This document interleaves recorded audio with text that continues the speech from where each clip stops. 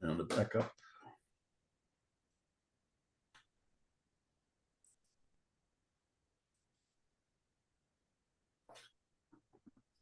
All right, welcome everyone to the October 1st CARD meeting. I'm Roger Rayle, Chair of CARD and Chair of Sci Residents for Safe Water. And I think everybody heard me when I said don't say anything about the Tigers game because Michael hasn't watched it all yet. So.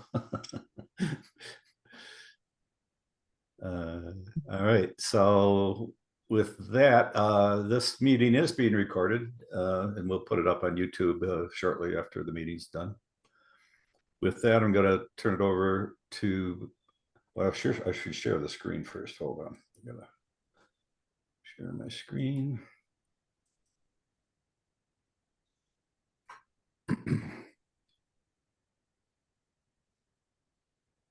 And everybody should be able to see the agenda. And I'll scroll through this as we go through the meeting. But right now, I'm going to turn it over to Beth for the vote on the September minutes. Thank you, Roger. So yes, hopefully everyone had a chance to review the September minutes. And do I have a motion to approve them? So moved. And all in favor? Aye. Anyone opposed? Hearing nobody, the minutes are approved. Thank you. Thank you, Beth. Thank you, Beth. And now I'll turn it over to Jack Eaton, our Executive Director, who will moderate the meeting. Thank you, Jack. Thank you, Beth. We're going to move right into the agenda. I don't see anybody from the EPA here. Is Diane here? Well, that's going to help us time-wise. Is Georgia here from Congresswoman Dingell? Well, we're moving right along now. And I don't see Dan Bicknell either. Have we even heard from Dan in the recent past? I have not. I got an email from him today or yesterday, one of the two. So he's well and out there, and that's good to know. Actually, he was passing on some comments about I've forgotten now exactly what it was. I think it was the NPDES. Yeah, right. That's what it was. Yes. I'll be covering a little bit of that in my update. Alrighty. And then Michael, if you want to pass along what Dan said during my that was it. He just said here it is. Oh, okay. Here's the response from them. Yeah. Hey, Jack, I want to make a quick comment about you showing up and Roger and Rita and I at the Green Fair. And luckily it didn't rain. It looked, like it might, but it didn't. And we had a lot of nice people come by and talk to us, and was well received. And thanks for your efforts at that. Thanks. Yeah, well, those of us who showed up early did get rained on, and the rest of you were smart enough to check the weather report before you came downtown. But yes. Oh, I thought that was an excuse to get a beer. Any excuse for a beer, yes. So thanks. I think that Roger will probably address the Green Fair in his update as well. I will too, yeah. Alrighty. Moving along, is there anyone here from EGLE to give us our update? Well, they're not scheduled to be here this month, so. That's right. Did they pass along an update? Well, there's the update that I'm going to be covering in my update, which has to do with the permit that is effective as of today. Yes. All right. With no changes, basically. And is there anything under the EGLE updates that anybody wants to comment on or speak to? Yeah, the rest of this, the earlier stuff here is just old news, and we've gone over that. So nothing new there that I've heard of. Go ahead, James. Well, I guess this is not really anything new with respect to what was talked about last month, and I'm pulling up Gretchen's address with as a trustee. But I do hope that Ms. Driscoll takes a more active role with the MS4 violation. I don't know the exact legal ramifications that are involved, but I think probably we might take away from last month's meeting. I was really disappointed instead of having a violation, it's EGLE's now exploring making a new permit with respect to this issue. I really hope that Gretchen, when she comes on board, she takes a more active role in her office as Water Resource Commissioner. I think the Office of the Water Resources Commissioner can be a great bully pulpit into taking action, particularly anything that's outside the consent judgment that is binding us in terms of respect to Gelman and the holders of the Gelman property. Let's see what happens, but hopefully we can have a new relationship moving forward and we get some more positive action. I'm going to jump ahead a little bit in terms of state action in terms of what's happening with polluters pay. Things are not happening quickly.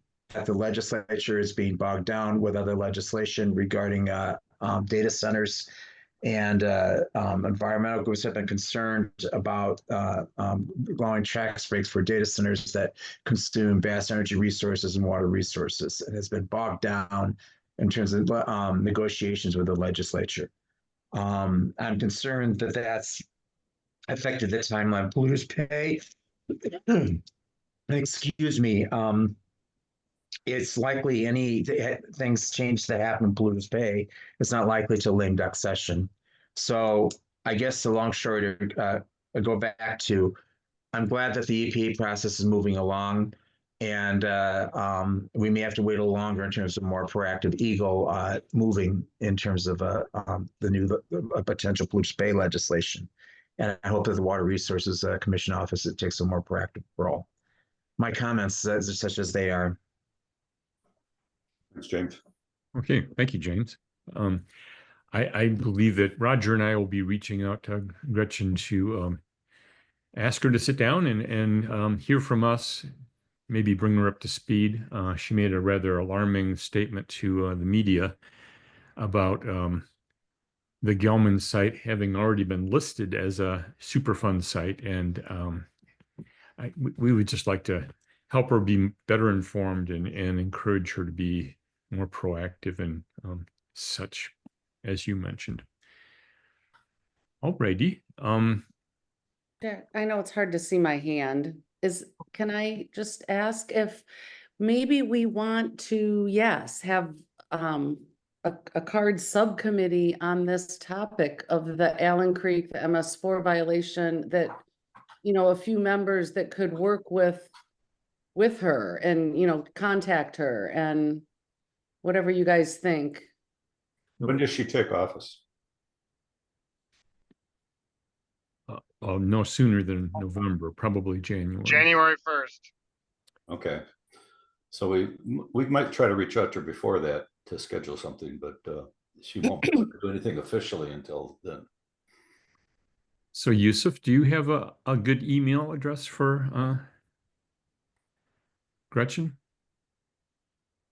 LOL. No, I don't. Okay. Well, we think we've got something. So with that, I don't see any. Jack, can I make a comment real quick? Certainly. All right. Yeah, I think that we need to work with the Water Resources Commissioner. I think we've had poor service from them. I'm still pretty upset about the fact that our city government did not really want to see basement testing or near shallow groundwater east of West Park. They did the tests up the hill, which we asked them not to do. And for some reason, they were intent on doing that. I don't think it was a good idea. And the drain commissioner or the water resource commissioner did not really step up and help us with that. A lot of people on the west side have asked me about, you know, what's going to happen with these wet basements. And the article we published indicated that could be a problem for homeowners with wet basements that are contaminated with groundwater, with 1,4-dioxide, could potentially expose the homeowners. And I don't think it was, taken very seriously. And I think that's really unfortunate and really a black eye for the city of Ann Arbor. They're not very environmentally aware, in my opinion. So thanks. Thank you. Go ahead, James. Yeah, I guess my final point on this, I didn't make a moment ago. CART should not be in the position of passing resolutions to ask the Water Resources Commissioner to take action regarding potential MS4 violations. I'd like to see a Water Resources Commission office that is proactive moving forward. And Beth, you may mention maybe having a subcommittee getting together to talk with Ms. Driscoll. I'd be happy to serve with you on a potential effort and whatever we decide as an organization. Thank you. Thank you. Go ahead, Kathy. Yes, I'm the one when I was on council who initiated the resolution from city council directing the water resource director to take action. And in talking to him, there was some concern that to go up against the local political machine would be problematic. And as background, I was cleaning out my files today and came across a few emails from Christopher Taylor as well as from the city attorney at that time, basically warning me to stand down. And those were made public. So I think we have to realize that there was tremendous political pressure to ignore this. And I believe that we may still need resolutions, but I also think that Gretchen Driscoll does not rely as much on the local political machine, having been a state rep and a mayor in another community. So I think the first thing we should do is have a subcommittee talk to her and find out exactly what she needs to move forward, if anything. Thank you. Thank you. Yes, and I see Rita Mitchell just joined us, and I know the Environmental Commission has been pretty active on, we're talking about the MS4 violation in the Allen Creek drain and trying to get, we know she doesn't take office until January, but trying to make sure that the new Water Resources Commissioner is proactive on this and involved in it. And I mean, because since they want to, we heard last month they want to do an NPDES permit of some sort or something. So yeah, maybe we could get a few of us on a subcommittee. Good idea. I think we do have to continue to press on it, and it's just disappointing that there's been no action in all this time. Righty. Any other comments on this subject?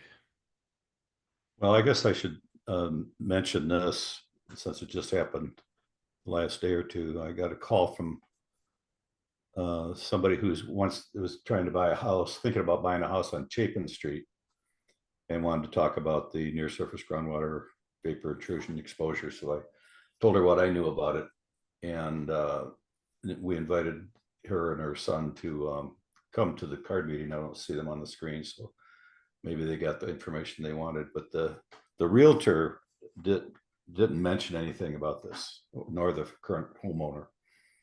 And it's a house with a basement. And in fact, it's the basement, water in the basement was disclosed. So this is a touchy issue for the homeowner and the realtor. But, people need to know what the reality is. So we have to help where we can, but tread carefully.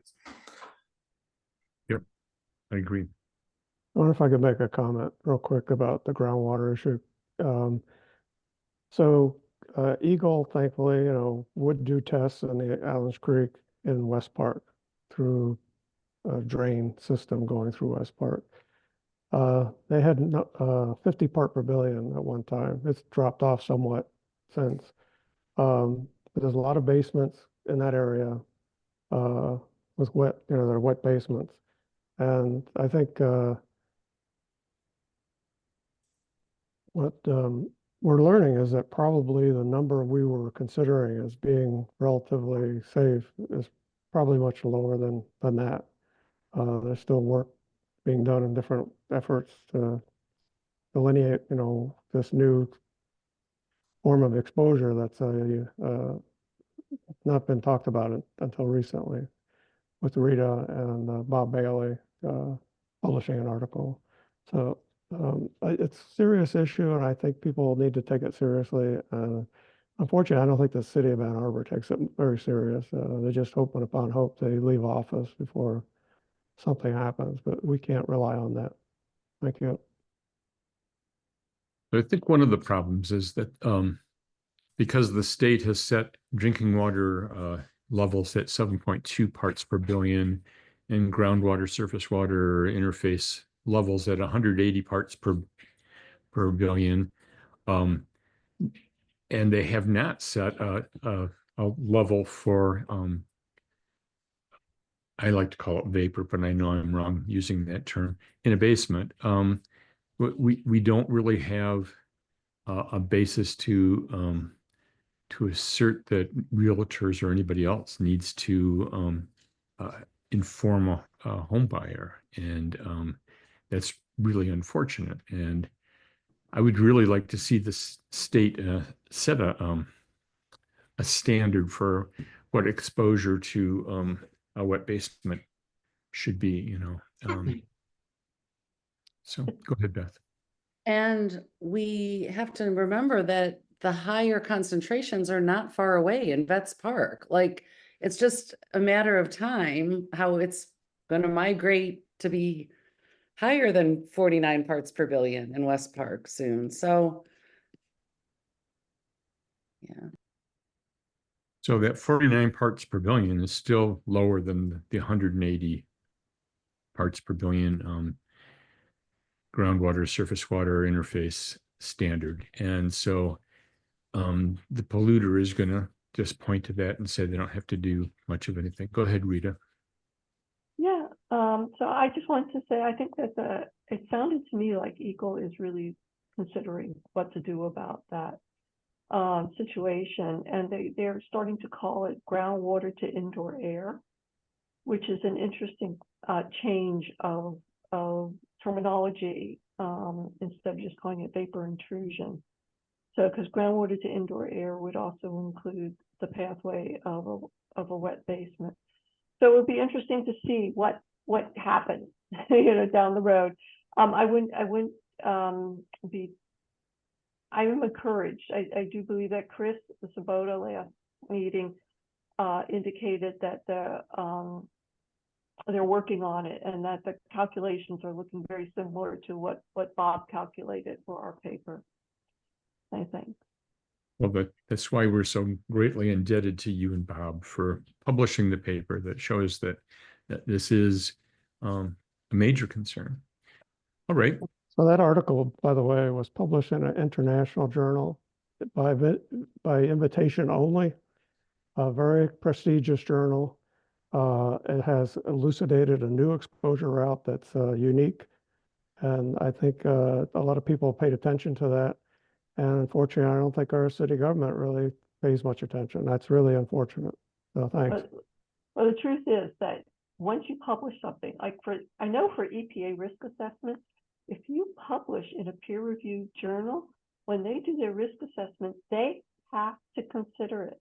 And even if they disagree with what you wrote, they have to write about it. And I think Mike Dowerson's paper is a good example of that with 1,4-dioxane, where they really totally disagree with his model that he proposes for toxicity, but they had to discuss it and they had to read it. So yes, we publish it in a peer-reviewed journal. So hope reigns, Yes. that something good will come of all this. So Yusuf has his hand up. Go ahead, Yusuf. Thanks, Jack. So I just wanted to say that the issue of realtors disclosing the basement issues as it pertains to, not just 1,4-dioxane, but other, pollutants, is something that was discussed when I was in Lansing as a potential piece of state legislation. So that could be something that we work on in the future as an idea for a legislator. I know that the Realtors Association will be adamantly opposed to it. So that's just a flag on that. And then speaking of realtors, Gretchen Driscoll, I think you all know how I feel about that issue. Hopefully your conversations are productive. But given, the people that she was appointed by to be in the role that she's now in, I'm not super optimistic, although I do have her phone number. So I wanted to share that with you guys if you're interested in having it. Put it in the chat. Sounds good. I'll do that. But you don't have an email address. I Well, don't know. I have her cell Okay. number. Yeah, we've got a couple, so we'll try those. Somebody got an email from her just recently, and that should be the email that's in the chat. Already. So we're actually at that point in the agenda where we turn it over to Yusuf for an update about the county's intervenor status. Do you have anything to report, Yusuf? Sorry, I was trying to put the phone number in the chat. I don't have anything major to report. I neglected to check in with Michelle prior to this call, so my apologies on that one. But I will have her send anything to you guys that we have in terms of an update if there is one. I don't think there is one because usually she fills me in if there's an update. There should be some homeowner sampling from August that we haven't got yet. Yeah. The follow up with some of the. That's a separate issue. This is just about the intervenor case, and I'd actually heard a rumor. Oh, I'll let my source speak instead. Go ahead, Kathy. Yes, we in SIO were updated by Bill Stapleton, who had represented SIO when we were an intervener in the lawsuit. SIO is no longer an intervener in the lawsuit. Neither is the city of Ann Arbor. But in recent discussions with the county's attorney, we were informed that Gelman had sought leave to appeal the most recent decision from the Court of Appeals, and the Court of Appeals has granted it. So the appeal is just starting. Nothing has been filed yet. One of the issues will be the complaint that had been filed by the county. And that's really all I know. But just to update everyone on that. Thank you. I just texted Michelle in case she sees it this evening and can send me something. Okay. Alrighty. Sorry, Yusuf.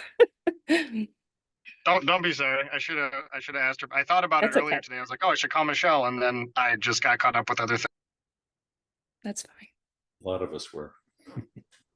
Okay, we've basically covered item number 2 that the Water Resource Commissioner was invited tonight. I don't see her here. Number 3, is there anyone here to speak to the homeowner wealth sampling issue? This is what I was mentioning about. Yeah. Hey guys, it's Kristen from Washington County Health Department. I don't have an update on that. I'm sorry, I forgot to ask Jenny. I think October 1st snuck up on me, so apologies. All righty, no problem. Any other issues from the county? None from me. Seeing no hands, I'm going to move on to the township. Ann Arbor Township. I think I saw Diane here. Is that right? Yeah, she was on a little while ago. I guess she is. Diane, you there? Oh yeah, she's here. She's muted. I report, so far as I understand, we have nothing new to report. So. Okay. So even if she wasn't muted, she wouldn't have anything to say. Moving on to SIO Township. Kathy, do you have anything from SIO? I don't have anything. Nothing has happened with the Knights of Columbus proposal. And it has been almost 12 months since the Planning Commission recommended denial for this proposal, and nothing has happened. So I was in a development team review meeting this morning, and a couple people in the room thought that nothing was going to happen with this proposal. So we don't know anything officially, but it's been almost a year since the submittal decision was made, and nothing has happened since then. I could mention, though, there was a recent pedestrian fatality in Scioto Township, very close to the site where the Knights of Columbus is proposed to be, this development. And visibility and traffic issues were mentioned way back when this was initially reviewed. I don't have any more information than that on the fatality. Okay. Yusuf has his hand up. Go ahead, Yusuf. I have an accounting thing, so we can. Well, you're breaking up.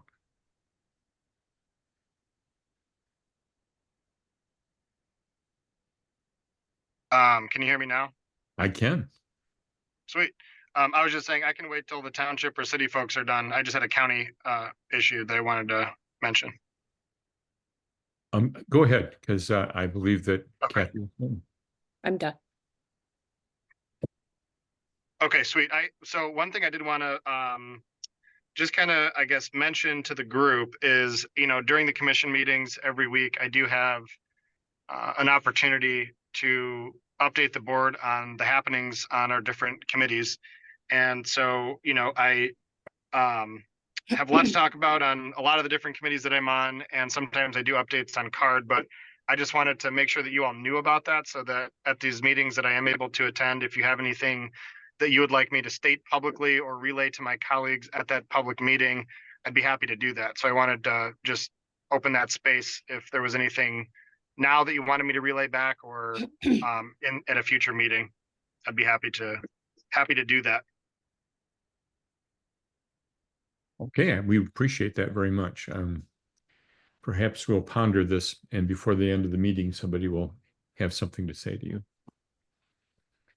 So I'm going to move on. Erin from the city of Ann Arbor emailed us and told us she wouldn't be able to attend tonight, but that she really didn't have anything to update us on either. I don't see Patty here. Is Patty with us tonight? I don't see her. So I don't think we have anything from the city of Ann Arbor. I see no hands for comments about the city of Ann Arbor. I want to note that a while back, I talked to a couple of city council members and noted that the city was the only elected body that didn't have a liaison to CARD. We have them from the township, from the county, and such. And Travis and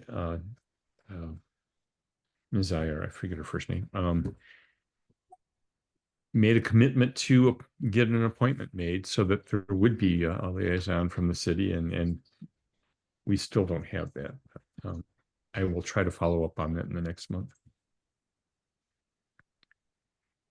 Seeing no hands, I'm going to move on to executive board issues. Is there anything to report from this Yale Superfund research program? Yeah, I would like just a couple quick things, and then also a few other things I've been involved in. So I forgot to invite that scientist, I'm sorry, from Yale, who has that electrolysis detection and degradation system. And I see that we're going to have a meeting, our CARD meeting's going to be canceled in November, and then December is a quarterly meeting. So when should I invite him for? For December, for the quarterly meeting? It doesn't sound right. Or for January? I think that the quarterly meeting is good. Okay. You would have a larger audience. Okay, When all we right. we share information, we want to share it as broadly as we can. Okay, I'll do that and I'll let you know what he says. And then the other thing is that I just want to let people know I'm going to give a lecture to an undergraduate school public health class this month, and I'm also going to give the opening talk to the Michigan Society of Toxicology fall meeting this month, both on the Gelman 1,4-dioxane contamination. So we're getting, I don't know, the undergraduate class will just be for fun. The Michigan SOT meeting, I'm going to put a plug in. I'm really trying to get people interested in trying to help us, you know, with analyzing data about this site and its health effects. So I don't, you know, all I can do is pick up a megaphone and shout. So that's what I'm going to do. Are these going to be recorded or on Zoom? No, I don't believe either one will be recorded. No. And we can't attend in person. I'm sure you could attend the Michigan Society of Toxicology meeting. I don't know about the class, but the Michigan meeting has a fee. I forget what it is. It's usually modest, like but $30 or something. It could be $50 now. I don't know. I don't have to pay. I just have to register because I'm speaking. Well, maybe you need to practice delivering your talk to somebody before the meeting. Well, I could record it. To be honest, I could do it. I did so much with Zoom and doing the you know, during COVID, I could record it if people want it. So we'll see. I would be interested, Rita. That would be Okay. very interesting. Okay, all right. I'll do that. Yes, I will have to practice it, and I might as well hit record. And that's next month? I'm doing the Michigan SOT meeting is Friday. I think it's October 11th. Oh. And then the class is 10 days later. Where is the toxicology meeting? It's up at NSF International. They're hosting. Oh, okay. So it's local. Yeah, it is going to be local. I tried to look up the registration information, and it was really funny because the link they sent, and I guess I should ask them for a better link, but the link they sent me, you have to be a member of the Society of Toxicology, and I don't know. Anyway, I couldn't get in, so I couldn't find out how much it was, but I could let people know. I could send out the hardcore the information. If the meeting itself is about contaminants of emerging concern. And so, yeah, when I saw the title for the meeting, I sent an email and I said, well, hey, you know what? 1,4-dioxane is considered a contaminant of emerging concern. And I'd be happy to give a talk. And they said, great, you're the first speaker and you have to give an intro to the whole field and you can then go off. So it's my talk is titled something like Contaminants of Emerging Concern from Global Perspective to My Community. So, And she's the headline speaker. I'm the first speaker. I know. Well, if you want that recorded, you know, we can do that. No, Elizabeth. I know how to do it. Oh. I used to have to do it for when we were on, you know, remote instruction in COVID. I mean, I was thinking an in-person meeting. So I see. My comments. I see. Well, I So I probably want do the class one in 20 minutes, to be honest. All right. So I want to I want to note that Georgia from Dingell's office has joined us. She thinks she's late. She doesn't realize how quickly we're moving because nobody's here. So welcome, Georgia. All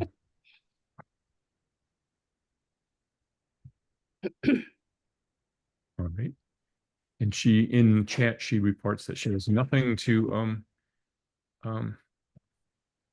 report to us. Yusuf in the chat says he has an update, so I'm going to let him have the floor again. Sorry, it's like a disjointed report. You know, I give you guys tidbits, bits and pieces, and then I just raise my hand again. So some of this might not be news for folks, but basically in reference to the public health code complaint that we filed in early 2024, there was the motion to dismiss that the court denied. they're appealing that denial of the motion to dismiss, and the Court of Appeals granted Gelman their application for appeal, and their brief is apparently due on October 18th. So that's coming up. Thank you. I don't see any hands up to comment or question that. So I'm going to move on. Let's see, James has already covered the polluter pay bills. Is anyone here from the U of M synthetic biology team? So when Roger and I were and Vince and Rita were at the Green Fair, we got to meet some of the U of M biology team, and it was fun to meet them in person. But it was startling to realize just how young they are compared to some of us. I think that's when I was at dinner, wasn't it? I think so. Maybe you weren't there. It's good to see young people with the ideas and energy and intellect to pursue these things coming up. It's sad to realize how old some of us are, however. So I want to remind everybody that the November meeting is canceled. And does anybody else on the executive board have an issue they want to raise at this time? Oh, wait, Eleanor is on screen. Maybe she is. I added that later to the agenda. I'm sorry. Thank you, Roger. I'm No, sorry. it's my fault that I emailed you earlier today instead of last week. Yeah. It's not on the agenda that I printed out last night, but go ahead, Eleanor. Oh, thanks. Yeah, no problem. I'll just quickly introduce myself. My name is Eleanor. I'm a reporter, former Michigan State University student, and I did my master's thesis about Gelman. And so the only updates I really have are that I defended my thesis, I passed, I got my degree, yada, yada, yada. And so now the next goal is working on getting it published, because that has been kind of my goal this whole time. And so publication meaning like I wrote a series of journalism articles about Gelman, so publication at like a news source. I do have, thank you. I do have a place that will publish it. I'm in the midst of working with them to get it published. I can't really share any details other than that, but it will happen eventually, hopefully before the end of this year. I'm going to be doing some additional reporting as well. Like I had to hit my thesis deadline, had to kind of stop digging and, figure out what to include. But I'm looking to do some digging into previous lawsuits. And I am also interested in the issue of disclosing, in terms of selling houses, disclosing that the plume is underneath the house, stuff like that. So that's really the only update I have. Just, I'll let you all know when I have like a date and I can publicly disclose who's publishing it. But yeah. Well, congratulations. And I really think having your thesis accepted is more significant than yada, yada, yada. So congratulations. This is really, really pretty cool. But you're still publishing, you still occasionally publish an article for Michigan Public, right? Yeah, I'm interning there right now, so I still do spot ops for them. I've done a feature for them. I do what I can and hope that they will eventually hire me. Very good, very good. So seeing no other executive board member raising a hand, I'm going to turn this over to the chair for his update. All right. Let's see, where's my screen? All right, as mentioned earlier, the NPDES permit has been issued and it's effective as of today. We just received that basically the day before it happened, overnight. There's no requirement for a better or new treatment system. They're going to use the same one they've been using. The same limits as the prior permit, 7 parts per billion daily maximum discharge to the tributary of Honey Creek. Monthly average of 22 parts per billion. Maximum volume of 1.8 million gallons per day, which is about 700 gallons a minute, which is less than what they used to be allowed. So I'm not sure if that's what they plan on doing or anyway. But anyway, it's going to be 5 days a week monitoring. There's no requirement to use the better method 2522 analysis, and no requirement to sample for dioxane at or near the mouth of Honey Creek as required by the 2006 city. Actually, it's for bromate for the city settlement with Gelman. Now, they did say in their response to this summary that the RRD unit of EGLE is proactively sampling wells within an area to 1,000 feet in all directions from prior hits. But that's only for hits that they detect using their less effective analysis method that can only detect down to 0.5 parts per billion. So for instance, if we look at this link here, here's Scioto Township's sampling, and the orange ones are the ones that the EGLE also sampled, and some of these up here, EGLE couldn't detect it because it was below 0.5. But this is the one I want to point out. This is in Ann Arbor Township, where this Blueberry Lane address had 9 parts per billion, and then later 1.9 parts per billion. And if you go out 1,000 feet from that, there should have been these homes here in Scioto Township that should have been sampled if that result was believable by EGLE. And there's no reason for them to they sampled it and it wasn't above 0.5. So they said, well, we don't have to sample these. But if indeed there are some hits in one township that's within 1,000 feet of the other township, if this circle encompasses those other homes, they should be part of the sampling.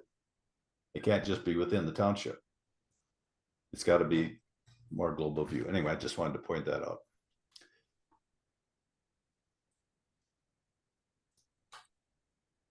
As mentioned, SRSW and CARD shared a booth at the A20 Green Fair, which used to be called the Mayor's Green Fair. And we had good representation there. Thanks for everybody, Jack and Rita and Vince, for taking most of the time of that. I helped set up and I helped wrap up at the end. It was a nice night.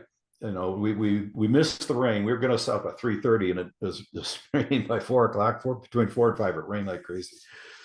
But we got there to set up about 5 minutes to 5 and set up within 10 minutes and everything went fine. But this is what we showed. We showed this new graphic that shows the what's going on with hits within the last several years, and especially the hits to the north through Scioto Township that are way outside this rectangle. That's the study area that EGLE used for their Rockworks model. Now, it may be that this is going to be expanded in the future, but they missed this. So they're trying to catch up. We'll also have a table, at least SRSW will, at the Scioto Sustainability Fair next Sunday, 11 a.m. to 3 p.m. That's in the Myers parking lot next to their garden area. There's a big tent. We'll have a table inside that. So I encourage people to come by. I'm hoping to engage with more Scioto residents, hopefully some of these who are affected. I'd like to have a subgroup of these people, these homeowners that have hits here, so they can weigh in as a group about what we should be doing about this. And it kind of fits in with what we were talking about earlier about the wet basements near West Park down in this green, light blue area down here where there's near surface groundwater within 10 or 20 feet of the surface. Here, they're in the wells. Here, it would be in basements. These people are on city water, these people are on wells. But the response to that would probably be similar. You know, if you're a homeowner, you're going to have different concerns than if you're just looking at it from the outside. But, you know, water is water, and, you know, you can get it through breathing it in if it's vapor intrusion, or you can get it through drinking it, or vapor if you're in a shower with a misting shower head. You know, these are concerns that people need to be able to weigh in on, and to be able to have a group that can keep each other up to date, like we've been doing with SRSW and CARD, so that the community can weigh in and make sure the right thing happens. I'm still a believer that if enough people have all the information, the right thing will happen. We already mentioned this, that there's supposedly some more August results that the county did that we haven't got yet. So I'm anxious to get those. My goal is by the end of the year, have all of the data in one place. And it's been a slog to get to that point, because not everybody names the wells the same.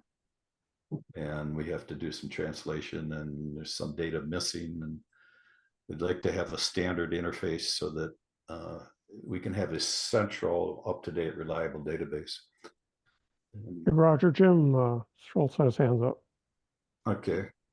Yeah, Roger, I had a question about the development that's going on Liberty west of Gelman Sciences, sort of down in that valley, which, yeah, and where are they getting their water? And what's the level of dioxin that may be affecting them? Are you talking about on Zeeb Road? No, on Liberty. Oh, on Liberty, sorry. Yeah, just past the Oh, you're talking about the Smith Farms, the Yeah, ScioView? he's talking about ScioView. ScioView is in here, yeah. They're Sorry. on, It's not they in- will be on municipal water. Yeah, and sewer. Yeah. And that's one of the issues, is that we had with the KFC site, is that they wanted to be on municipal water, but have their own on-site sewer system. So you're bringing in water from outside and adding to the water table in an area. And that can be a problem when we only have to go down sometimes 20 feet to get the water table here in Scioto. And sometimes even closer than that. So yes, they managed to get city water here and city sewer. So okay, thank you. but these plumes, we did lose some monitoring wells in here because of the development here, that some of the footprints of those houses happened to be where there was some of the offshoot here of these plumes coming from Gelman. So and those nested wells never got replaced. We never got a replacement set of wells to fill in that area where they should be sampling.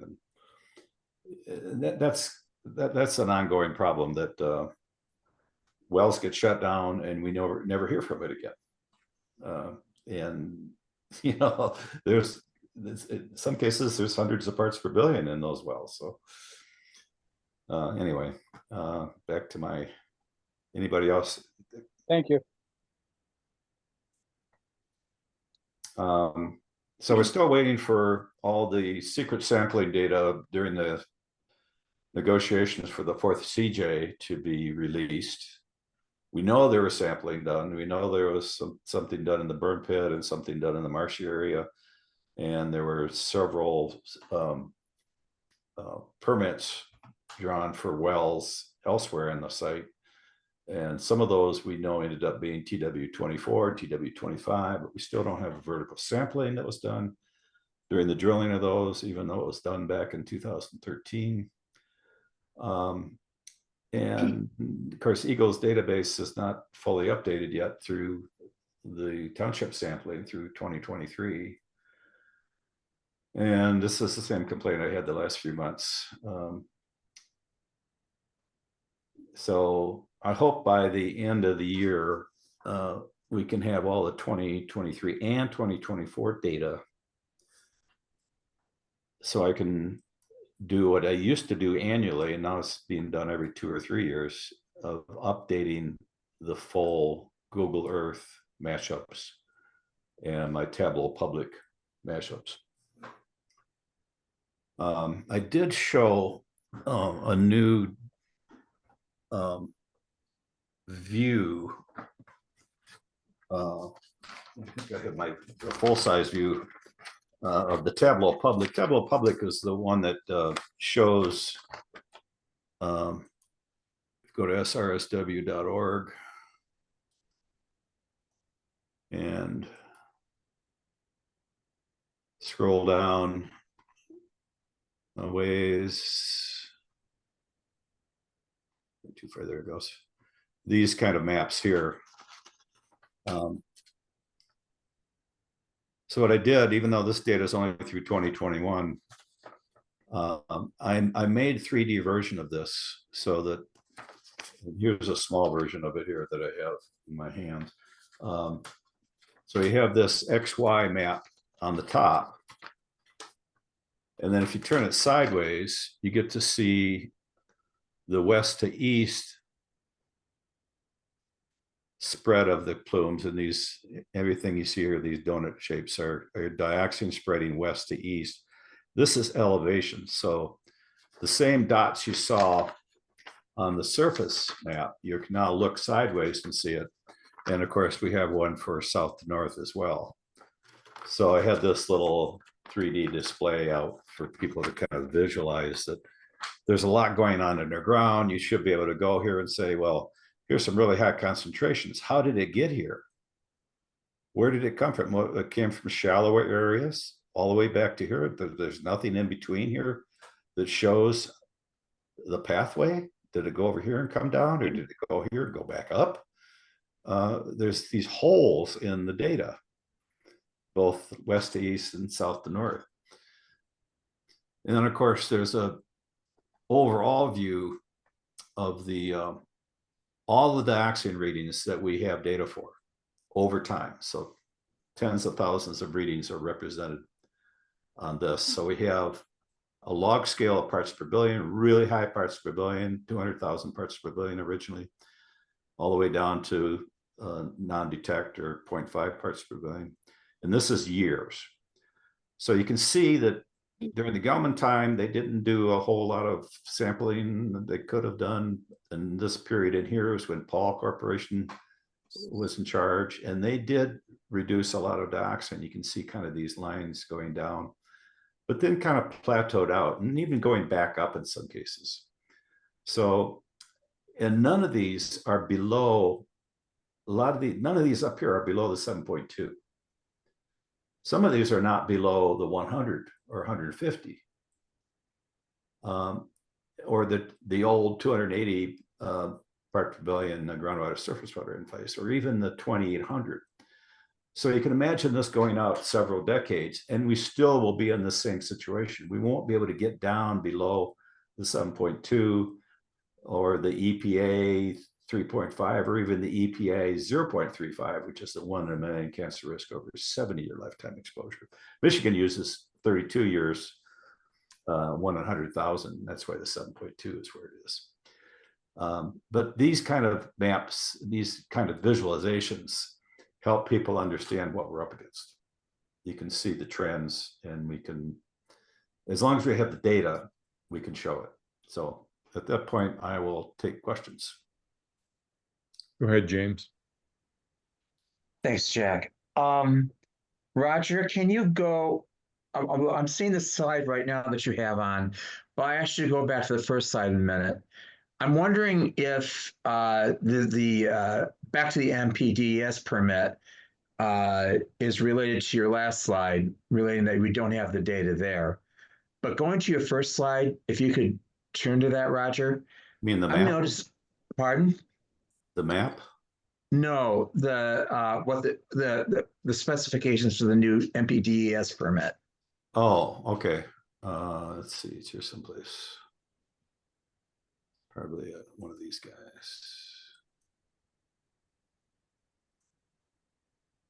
No, it was what it basically said your first slide would have done. But at any rate, I know that there You're are at talking least about three. one of these guys? What you're in your presentation, Roger. Oh, my presentation. Okay. Yes, sir. This one? The first slide. Or this one, the sponsor summary. Okay. Thank you. I'm looking at something that has no requirement to sample for dioxane at near mouth of Honey Creek, as required by the 2006 city settlement with Gelman. Yeah, that's kind of that's actually the I added this, and it should have the for bromate. So they were sampling for dioxane instead of at the mouth of Honey Creek, they were sampling a half mile down. Because that's where Gelman was sampling for bromate. And Okay. since when we first pointed this out, EGLE did start sampling it near the mouth, you know, basically at the bridge over Honey Creek just before it empties into the Huron River. But they're still not sampling for bromate at that location, even though that part, the bromate sampling, is in the city 2006 settlement. Okay. So that's not bad for not putting bromate in there, and I'll change that's okay. I know that there are at least 3 attorneys on this call, albeit likely not in their area of expertise. But I'll simply ask anyway. It's taken 5 years for them to do this permit. Part of it is due to COVID. I'll admit that. But 5 years is a long time to do something like this. I think we were even talking about it beforehand. It's just disappointing to see that it's business as usual. And maybe it's related to the 4th consent judgment that has something to do with this. That was the main part of it, yeah. I guess, particularly for the 3 attorneys that are here, at least 3 attorneys are for others, and for anyone else on this call, could EGLE be doing more, even under the current system? We have had we've had trifectants in state government. We've had a fairly progressive governor who has been taking more active role in environmental issues, so certainly a better EGLE director. Could EGLE have more leeway in offering more responsive permit, even in light of having no revised polluters pay legislation passed? I'm asking that to people on the call, particularly any attorneys that are involved here. Do they have more leeway than what we see here? Well, government can always appeal to the, and that's the problem. to the courts, and that's the problem. It's yes, EGLE can try to do more until Gelman says no, that's too much under the consent judgments. Yeah.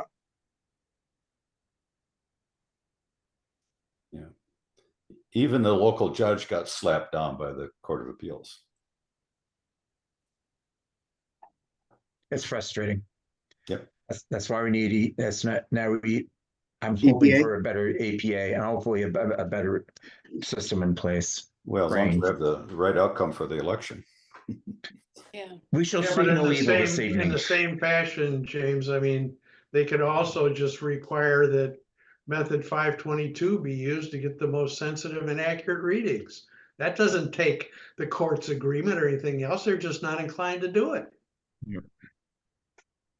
Yep. Yeah. Okay. So I'm going to move on. Go ahead, Aaron. I mean, Eleanor. I'm sorry. No worries. Roger, are you aware of the remediation information data exchange on EGLE's website? Well, I think I think I had to get something from there, from the Rockworks data. So I have all the Rockworks data, but not all of the township readings were in the Rockworks data yet when I left. So I'm asking about this. It's called RIDE because I was looking for some old data that must exist in some physical form somewhere, right? And my contact at EGLE said that they're doing a huge digitizing scanning project right now. And when Good. you search for Gelman's address in their document download, they have like 10,000 documents related to 600 South Wagner Road.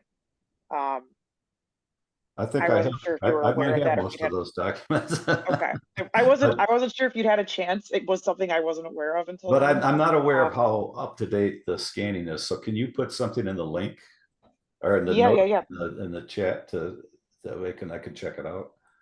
yeah. And, I and then put the send link me to it right there. maybe if you have a certain contact, email me that so I can, if you want to make an introduction. Oh, it's just their communication. It's just their communications person. But that's just the communications person. That's the person I want to talk to. Okay. Alrighty, go ahead, Captain. Roger, you were commenting about the need to get what you call the secret data that hasn't been shared yet. Right. Since Scioto Township and Ann Arbor are no longer parties to the lawsuit, there's nothing we could do, but the county is. So perhaps this is something that you could talk to Yusuf about advocating for. Because you used to be a party to the case, now you can't talk about anything that was shared during those negotiations. The confidentiality agreement is still in place as to what took place during those negotiations. So that would affect Joseph in the county too then still, right? Well, in theory, yes, but he wasn't there. And I mean, he could pursue this issue actively in theory right now. No one else is going to be able to. I see. Right. He's still a party to the case. So yeah, that's a good point. Correct. Yeah, good point. Joseph. I mean, I'm not, I will have to look into this. I didn't sign anything saying that I can't say, speak. There's probably parameters around that, but the people that would give me the information may have parameters around the information that they can give me. So that would be the issue, but I can look into that. I may need help, Roger, in terms of specifying the ask. So if you could just email that to me, that would be great. I could send you a copy of the consent order making it confidential, because what we want is to lift that agreement. I think that anybody who lift the confidentiality, Jack, is that what you're talking about? Yes. I think that anybody that's subject to it, all of the parties that signed that consent order probably have standing to seek to lift that order. But so that's the ask basically, is that is that the goal to lift that? Okay. Yeah, because what we want to know about where Gelman's dioxane is in our waters and soils of the state. So to explain it, during the negotiations for the fourth consent judgment, Gelman and the parties shared data, but before Gelman would share their data, they requested all of the other parties to agree not to reveal anything that they share, and that's been used as an excuse not to share that data ever since. Even after the fourth consent judgment has been implemented. Well, I mean, if they have good cause for confidentiality, it probably still exists.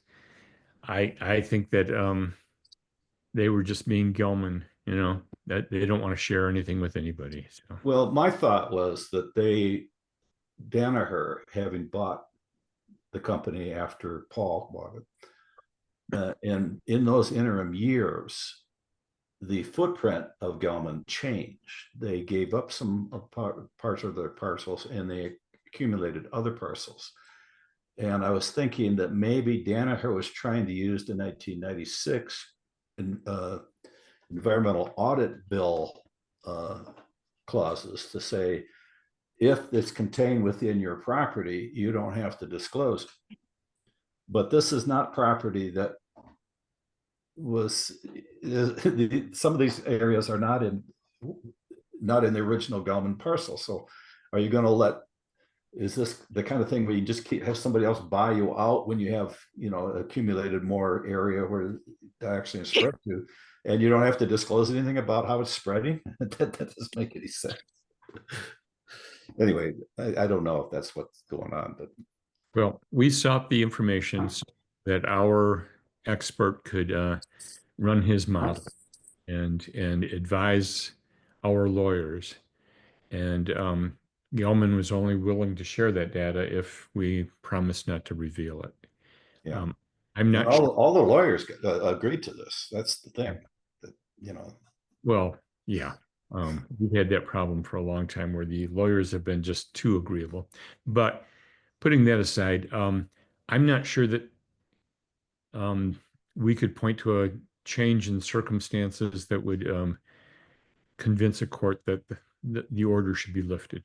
I don't know. So, but it's worth asking for. I will inquire with Michelle and see what she says. And she may have to talk to our council attorneys. I'm not sure. I'll let you guys know. Alrighty. There was another hand up. Was that you, Kathy? I put my hand down. Oh, okay. She asked her questions. Yep. Okay. Well, I think that's all I have. Let me go back to the agenda.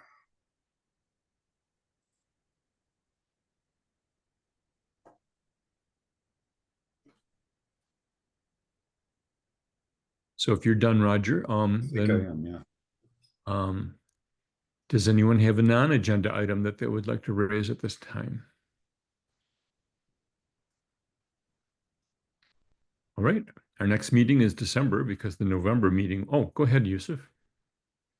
Just another quick thought that I wanted to share with the group, and I don't remember if this has already happened or not, but has CARD done like a presentation or a joint meeting with the Environmental Council yet?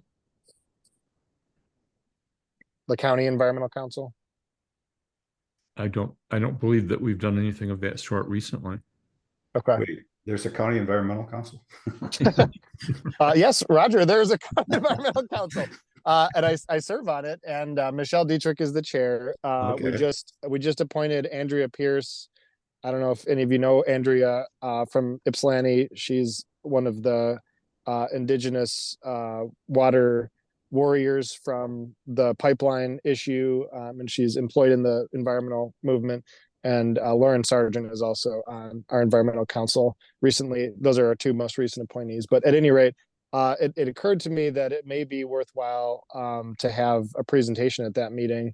It would probably have to be abbreviated, but it could be, probably 15 minutes or 20 minutes just to fill the environmental council in on the work that CARD is doing. And it may be worth exploring a closer relationship between CARD and the environmental council, since the environmental council does, submit recommendations to the board.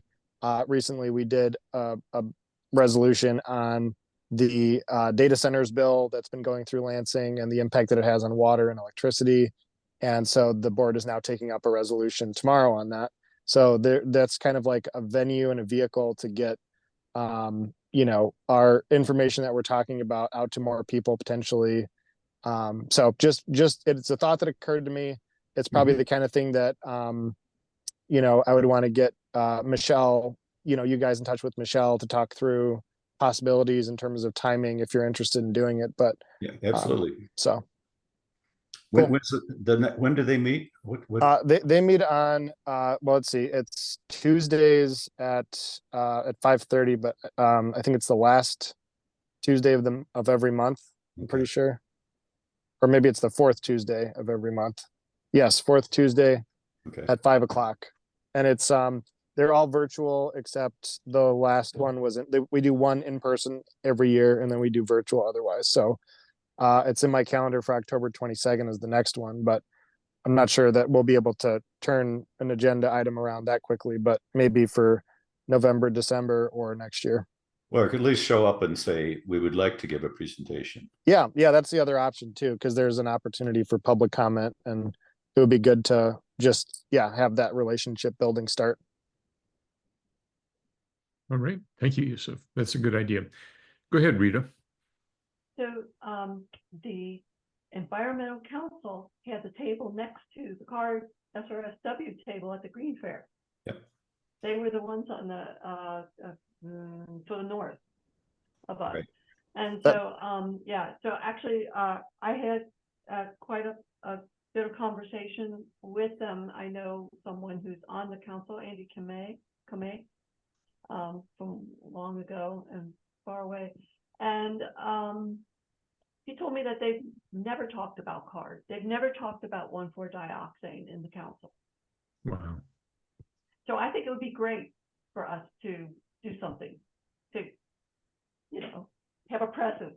And as Yusuf said, I actually logged in because I was looking to see if I wanted to volunteer and something, now that I'm retired and I have all this free time. Now that you're retired. Yeah. And I actually, anyone can join that environmental council meeting, and I actually did log in for a few minutes. And so, I mean, like you said, Roger, you could just log on to the next one and just say, hey, here we are, and we'd love to have a more formal presentation and talk with you about some of the things that CARD's been involved in. And right. And even if they're not interested in a particular subject matter, the process that we go through to get all the players on the same, keep them up to date and things like that might be transferable. I think just making that connection would be great. So Good idea. And I will say they are relatively new. I think only the last couple years, maybe they've been around, and they were seated basically in conjunction with the county passing our resiliency plan that we have. And we've recently hired a resiliency officer who's hiring another staffer. So our resiliency office is going to have 2 people in it. I don't know necessarily that they'll be focusing as much on water quality issues as much as on like climate issues, but I think there is some overlap that we can definitely make the case for in terms of the resiliency office. But I think the environmental council for sure would be good synergy with CARD. Great suggestion. Yeah. Go ahead, James. First off, I like the idea of working more with the environmental council. Let's do this. Joseph mentioned something a moment ago about data center legislation, and I referred to it earlier. This is in terms of non-agenda items. It's this data center legislation, I believe, that is really holding up environmental legislation in general. We have one of the state reps in Lansing who is a Democrat, ironically enough, who is angry at the entire environmental community for insisting on environmental safeguards for data centers. And he has threatened to hold up all environmentally sensitive legislation moving forward. That's going to be something to watch, and that's one reason why we're not likely to see anything till the lame duck session. Hopefully we'll have opportunity to play then, but just keep an eye out on that. To Rita Caruso, I haven't heard anything in terms of hearings. If I do, from my sources, I will keep you posted. Right. Thank you, James.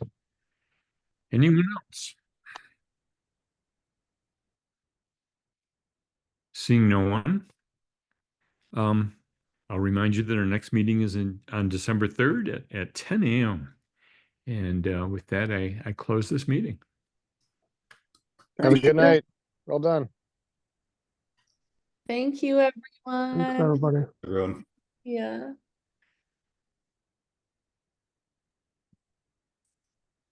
Gosh, and you can't be resilient without clean water. I mean, I'm how glad you resilient guys